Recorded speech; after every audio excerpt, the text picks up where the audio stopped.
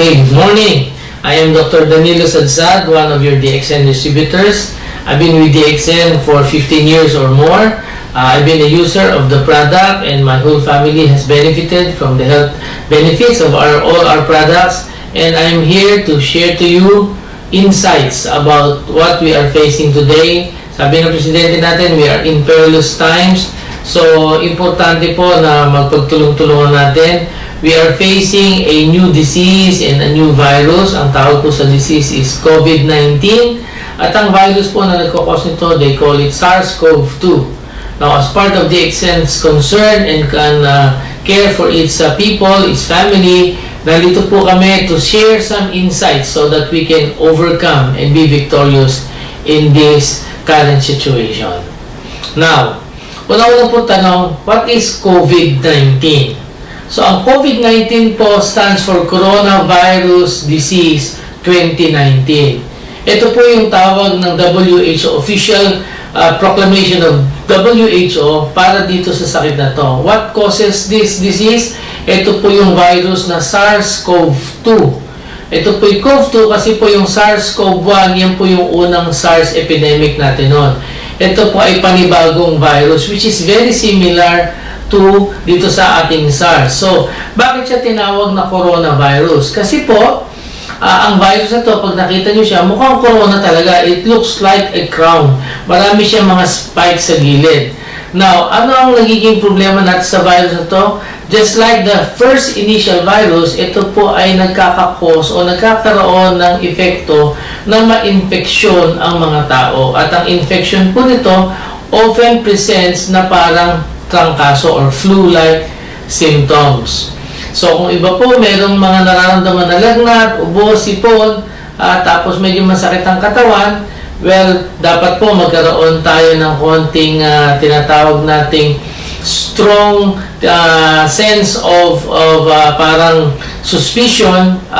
Magpatingin tayo kagad sa doktor, huwag tayo mag-self-medicate. Okay lang po kung may ininom tayo mga products natin ng mga supplement, but let us not simply rely on supplement and hearsay. Patingin po tayo sa doktor. Ngayon, meron din po merong COVID-19 na walang nararamdaman, yung tinatawag nating asymptomatic. Isa sa mga example dyan, si Senator Zubiri, nagtaka siya, nag-positive siya sa COVID-19, pero wala siyang symptoms. So, meron din pong asymptomatic. At meron din naman po na may symptoms, pero mild lang, walang lagnat, ubo, sipon, at saka parang giniginaw-ginaw lang pero wala pong lagnat. So, yan po yung ating COVID-19. Ito po yung disease. Now, bakit po lahat ng tao takot sa COVID-19? Na ang isang nakakatakot po sa COVID-19, kung titingnan natin, in a short period of time, ito po yung na-discover noong December 2019 sa Wuhan, China. At ito po ay doon lang muna nag-umpisa. Subalit kung titingnan natin, in a span of almost 2 to 3 months, ito po ay kumalat na sa buong mundo. So, isa sa pinaka-nakakatakot po na karakteristik nitong virus na to, siya po ay mabilis kumalat. At ang isa sa kinakatakot ng buong mundo, maging ng WHO, yung tinatawag nilang exponential spread or contamination. Kasi po, yung exponential spread or contamination, pag hindi po natin napigil yan, yan po yung magbibigay ng talagang malaking problema sa buong mundo. Kaya ngayon, nagla-lockdown tayo, nag-isolate tayo. Ang purpose po nito is to cut yung exponential spread. Ang kanilang tawag po dyan is flattening the curve para po hindi marami ang mahawa. At ang isa po dito, nakakatakot dito, isa sa manifestation nito, exponential na contamination nito, bukod sa siya ay nasa buong mundo na.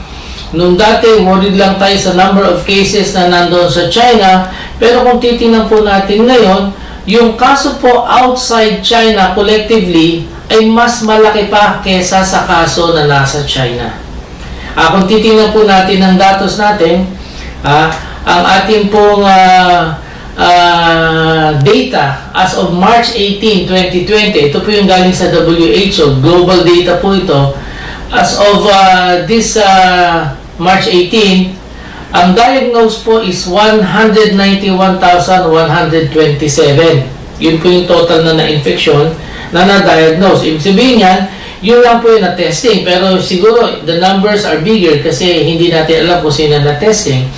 New cases po, ito yung mga bagong kaso lang na nakita, 15,123.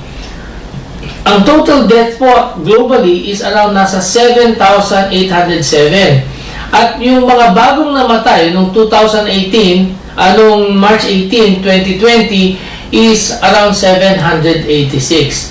Ang nakakatakot po dito, kung hindi natin mapipigilan ang pagkalat na to, itong mga figures na to, pwede pang lumaki ng malaking-malaki way out of proportion. So, kailangan po, tulong-tulong tayo, kaya nakakatakot itong virus na to, kailangan po masugpo natin yung kanyang paglaganap. So, ang tanong naman, bakit ba siya mabilis lumagana? Paano ba siya nakukuha? How can it be transmitted? So, iba kasi natatakot, baka daw nasa hangin lang, nasa paligid, ano po. So far, based on WHO at saka sa mga researches, wala pa pong confirmed na airborne transmission. Ang tinatawag pong transmission nito is through droplets. Ibig sabihin ng droplets, yung naibuga ng tao na may infection, umubo siya, humaching siya, o kaya simple nag-exhale siya at may bumugang laway, doon po lumalabas yung virus. Ngayon sabi niya, bakit may mga hugas-hugas pa tayo ng kamay, may disinfect pa tayo? Ito po kasing virus na to, pag lumabas sa bibig ng mga infected, sa ilong, sa mga hininga nila, pwede po siyang dumapo sa iba't ibang bahagi ng ating mga kapaligiran. Sa damit, pwede po siyang dumapo sa damit, sa mga clothing. Sa sahig, pwede rin po siyang dumapo sa sahig. Sa mga hawakan, sa mga, kahit sa anong paligid, even sa ground. At isa pa nakakatakot yan, iba hindi lang nag-hatching, hindi lang inuubo, dumudura pa sila anywhere. So, pwede rin yan, matapakan ng iyong sapatos at ito ay mag-stay sa sapatos mo. So, ang kanilang observation, posibilidad daw po, that the virus can stay viable, o ibig sabihin, buhay siya pagkatapos mailabas sa katawan, from 2 to almost 8 hours or 15 hours. Actually, wala pong talagang definite pa na study dyan. Observation pa lang yan. Kaya lang po, pinag-iingat po tayo. Kaya nga po, para ito hindi kumalat ng kumalat, dahil ito'y binubuga ng laway, dapat po mag-iingat tayo. Ano po yung gagawin natin? Ang pinakamagandang pag-iingat po ay yung pagdistansya natin, yung tinatawag nilang social distancing. So, chances are, kung ikaw ay mga more than 1 meter away from a person who is infected, kayo po ay hindi magkakaroon o maliit yung chance na kayo ay makalanghap nung kanyang ibinubuga na virus. Ngayon ang tanong, paano mo malalaman kung yung katabi mo ay infected o hindi? Unless po siya yung talagang may grabing sakit na, hindi mo po malalaman. Kasi may mga tao na nakakuha na ng virus pero wala pa po siyang nararamdaman. Ngayon, kaya ang ginagawa natin, yung mga tao po para protektahan natin ngayon, para hindi kumalat. So, ang issue ko ngayon, how to protect people from the COVID-19 disease. Ang ginagawa po natin ngayon, yung mga na-diagnose na may sakit, iyon po yung ina-isolate natin. Kaya may mga isolation po tayo. Ngayon po, yung mga hindi pa na-diagnose pero merong posibleng na exposed sa may sakit, sila po yung nagko-quarantine. Ay yung tinatawag na patients under investigation. Tapos yung meron namang mga nararamdaman, yung tinatawag natin patients under, tinatawag nating, ang tawag nito sa term nila is, parang binabantayan or under observation. Now, ang importante po dito, paano natin may iwasan na tayo ay hindi ma-infect?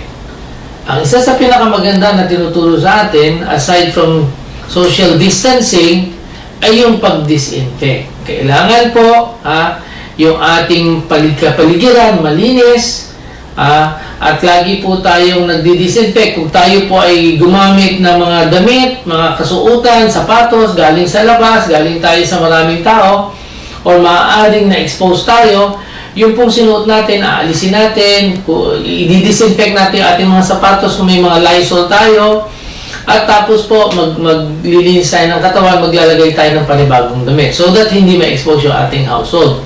Ano po ang ibang paraan ng pag-disinfect? Kung tayo po ay inuubo, kaya paraan para tayo ma-protect, Pag tayo po inuubo, sinisipon, nag-hatching, tayo po ay magsuot ng mask. So, yung mga dapat nakamask, sila yung dapat merong mga symptoms na parang ubo at sipon para hindi po sila magkalat nung pag-hatching nila, pag-ubo nila. Ngayon, paano kung walang mask? Ang tinuturo po ng Department of Health sa atin, yung pag-ubo sa ating siko. Pag ganyan. Para po yung talsik ng laway natin, hindi po siya kakalat sa ating kapaligiran.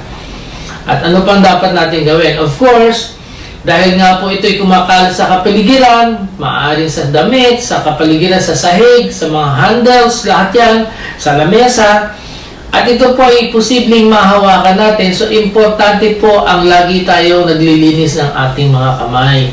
So, dapat meron tayong laging dala na alcohol-based sanitizer. At importante po, kung may access tayo sa ating sabon at saka tubig, maghugas po tayo ng ating kamay. Tinuturo po, makikita nyo sa media kung paano yung paghuhugas ng kamay for 20 seconds. Kasi po, ang virus po ay kayang patayin nitong mga disinfectant na to. So, importante po yon. At, isa sa pinaka-importante, para po tayo ay maprotektahan kasi hindi natin alam, kahit na sa lahat ng pag-iingat na to, maaaring na-expose tayo, dapat po mapanatili natin ang magandang kalusugan natin. At syempre, pag pinanatili natin ang magandang kalusugan, kailangan po kasama dyan yung ating tinatawag na immune system. Kasi po, nakikita natin, bagamat ang mga balita, nakakatakot, marami namamatay, pero ang maganda po dyan, meron din pong gumagaling. At isa pa ang paalala, ang observation po ng WHO, Department of Health, karamihan po ng madaling tamaan ng virus ay yung mga nasa ages 50 and above. So ito ay kung mas matanda ang edad, mas malaki ang tsansa na sila ay ma-infection. Ano pa po yung tsansa na mas madali ka ma-infection? Yun daw pong may mga tinatawag na comorbidities. Ano ba yung comorbidity? Kung ikaw po ay tao na sabihin natin nandun ka na sa high risk, 50 years old and above, tapos may high blood ka pa, yan po, comorbidity yan. Meron kang diabetes, yan po, comorbidity yan. O kaya sa babae naman, buntis, hindi naman po ito comorbidity, pero risk pa rin po. So yung mga bagay po na to, kagaya ng asthma, kung may hika kayo, iyan po ay additional risk factor.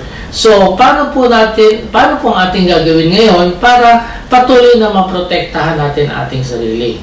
Siyempre, bilang mga DXN distributors, isa po sa ating takbuhan yung ating mga produkto sa DXN. Now, ano ba yung mga produkto natin na pwede natin gamitin para ito ay magbigay sa atin ng karagdagang proteksyon. Hindi po siya talagang total assurance, pero ito po yung additional protection. Kasi po, kung mapagsasama-sama po natin yung pag-iwas at pagdagdag ng proteksyon, mas malaki po ang tsansa na hindi tayo magkakaroon ng COVID-19. Now, sa mga products po for our immune system, palakasin natin immune system, ang pinakamaganda pong product natin, ang ating pinaka-flagship, of course, ang RGGL po natin, Reshigano at Ganocilium natin, tayo po ay dapat umiinom nito on a regular basis. Bakit po? Kasi ito po yung pagkain ng ating immune system. At hindi lang po immune system, marami pang natutulungan sa ating katawan. Now, ano-ano pa yung mga products na maganda sa immune system? Yung ating pong spirulina, maganda sa immune system yan. Yung pong ating Polia S, maganda rin po sa immune system yan.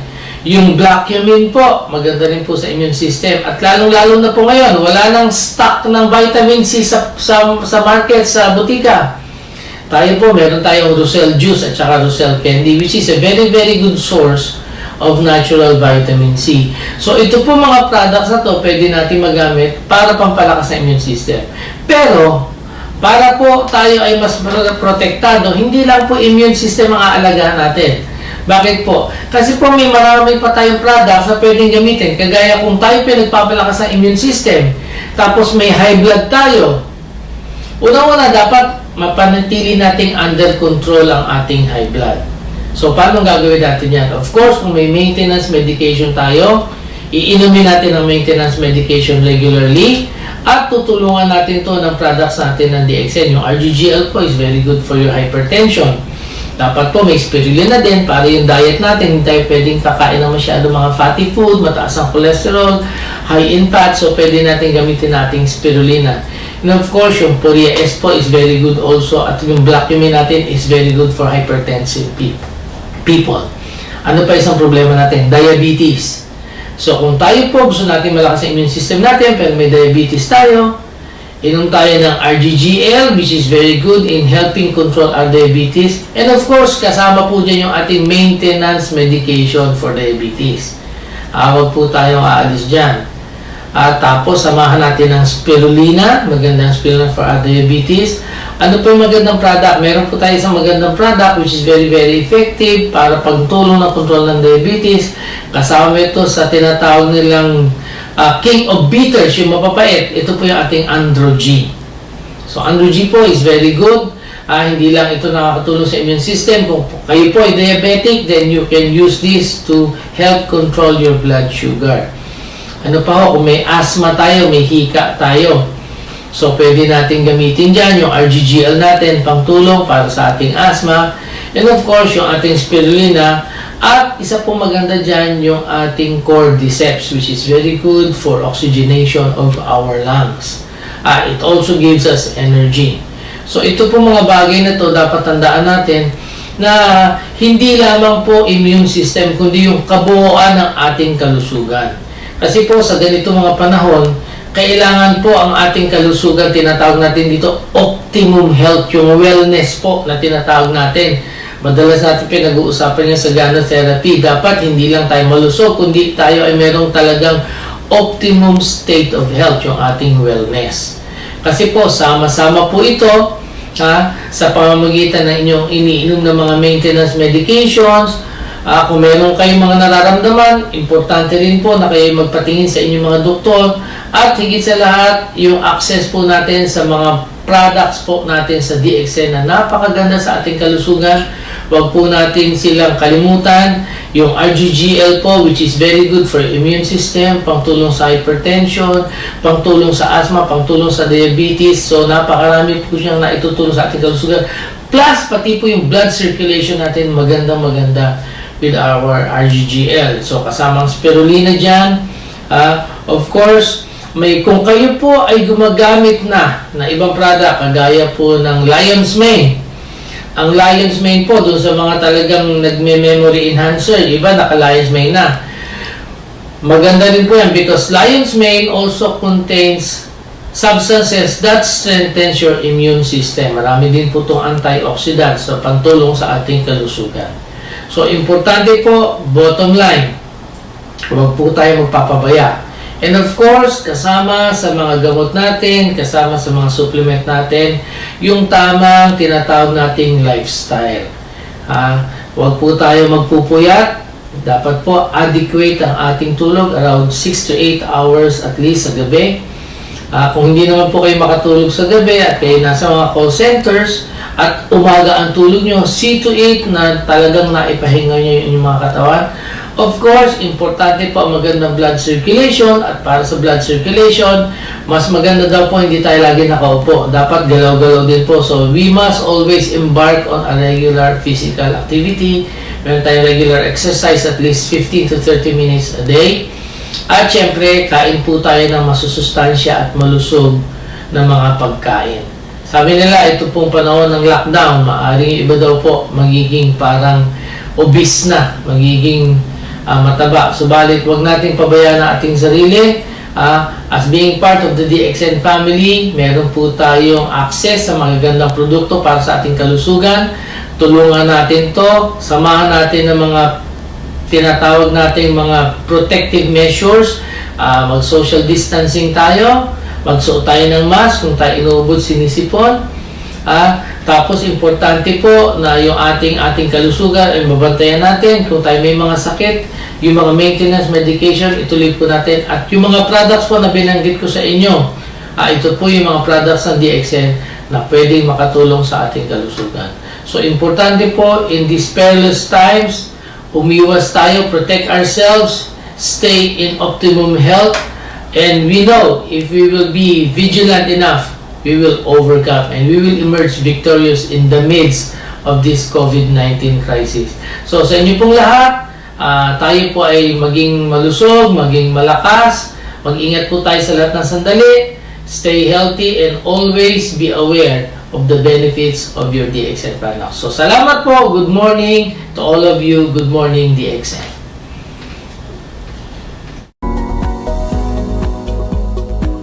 Who can consume and use DXN products? Since DXN products are natural health products, they are suitable for all categories of people, starting from infancy to old age and the sick.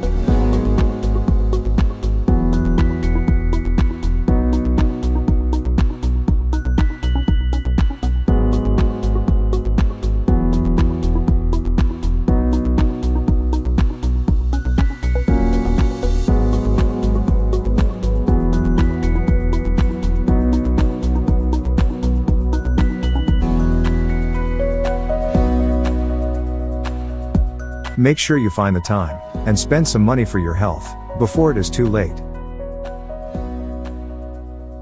DXN products help your body to maintain optimal health. Give them a try, and you will feel the benefits of DXN products in a more natural way. Thank you for spending your time with us.